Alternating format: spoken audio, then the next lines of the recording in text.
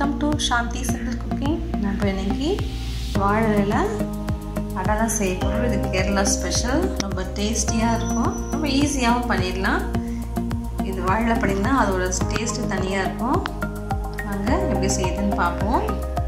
நம்ம இலைக்கு ஃபஸ்ட்டு வெல்லம் நம்ம ஃபில்டர் பண்ணி எடுத்துக்கலாம். ஒரு கப் வெல்லம் போட்டுருக்கேன். தண்ணி ஃபஸ்ட் நான் கொஞ்சமாக ஊற்றிக்கிறேன். நமக்கு அந்த வெள்ளத்தில் இருக்க மண்ணெல்லாம் நம்ம ஃபில்டர் பண்ணி எடுக்கணும். நல்லா வெல்லம் கரைஞ்சி வரட்டும். வெல்லம் நம்ம நல்லா உருகிடுச்சு. நம்ம இந்த வடிகட்டி எடுத்துக்கலாம். வெல்லம் நல்லா வடிகட்டியாச்சு. இதில் இருக்க மண்ணெல்லாம் வந்துடுச்சு.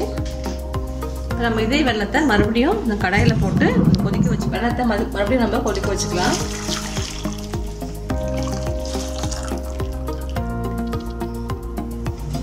நான் கொஞ்சமாக உப்பு சேர்த்துக்கிறேன்.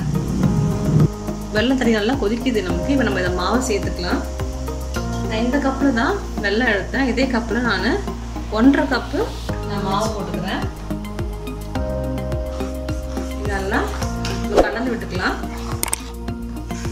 போட்டு நல்லா கொஞ்சம் திக்காகட்டும். இது கொஞ்சம் ஆறுனா நல்லா கெட்டியாயிடும் மாவு.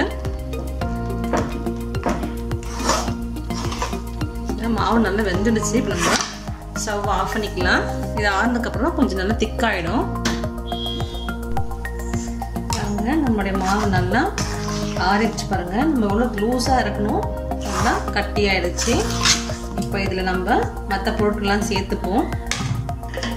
நான் இதில் தேங்காய் துருவி வச்சுருக்கேன். நம்ம அதை சேர்த்துக்கலாம். நீங்கள் தேங்காய் துருவியும் சேர்த்துக்கலாம், சின்ன சின்ன பீஸாக கட் பண்ணியும் சேர்த்துக்கலாம். ஒரு 1/2 ஸ்பூன் நான் ஏலக்காய் தூள் சேர்த்துக்கிறேன். நல்லா வாசமாக இருக்கும். நம்ம நல்லா கலந்து விட்டுக்கலாம்.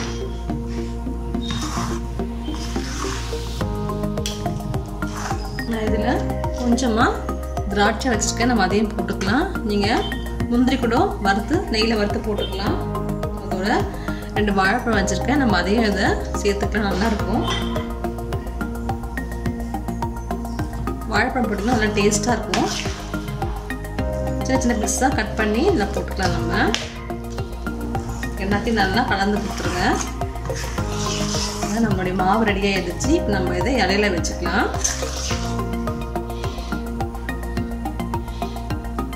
நம்ம வாழை இலையை இந்த மாதிரி நல்லா அடுப்பில் வச்சு லேசாக வாட்டி எடுத்துக்கோங்க. அப்போ தான் நமக்கு இதில் வச்சு மாவு வச்சு ஃபோல்ட் பண்ண முடியும். நம்ம இதில் மாவு எடுத்து வச்சுக்கலாம்.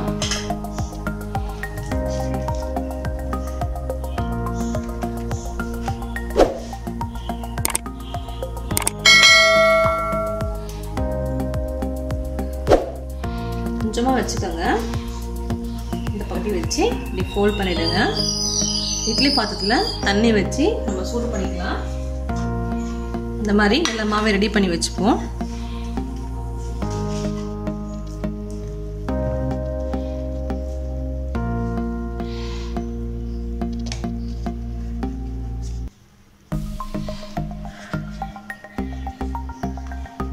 இட்லி பாத்திரத்தில் தண்ணி வச்சு சூடு பண்ணிக்கோங்க. அது மேலே இந்த மாவை நம்ம வச்சுக்கலாம்.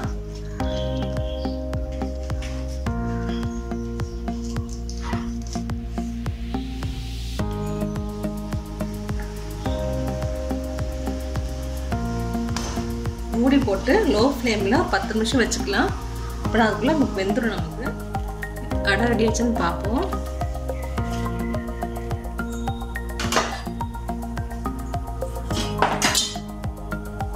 வெந்து இந்த வாழையோட நல்லா வாசம் இருக்கு.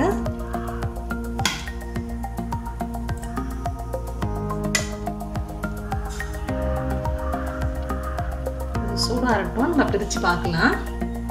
நம்மளுடைய அதெல்லாம் நல்லா வெந்து வந்துடுச்சு. இது கொஞ்சம் சூடாக நம்ம எடுத்து பார்த்துக்கலாம். பாருங்க, நல்லா வெந்து சூப்பராக வந்திருக்கு.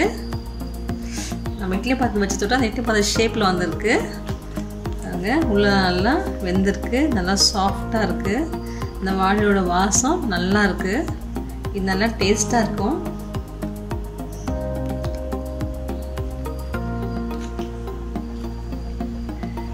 இந்த வெட்டி பக்கம் எல்லாமே பாருங்க, நல்லா சூப்பராக வந்திருக்கு எல்லாமே.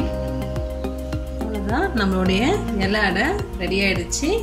இது கேரளாவில் ரொம்ப ஸ்பெஷல். இது நீங்களும் செஞ்சு பாருங்கள். செஞ்சு பார்த்துட்டு ஒரு கமெண்ட் சொல்லுங்கள். நம்ம சேனல் பிடிச்சிருந்தா சப்ஸ்கிரைப் பண்ணுங்கள்.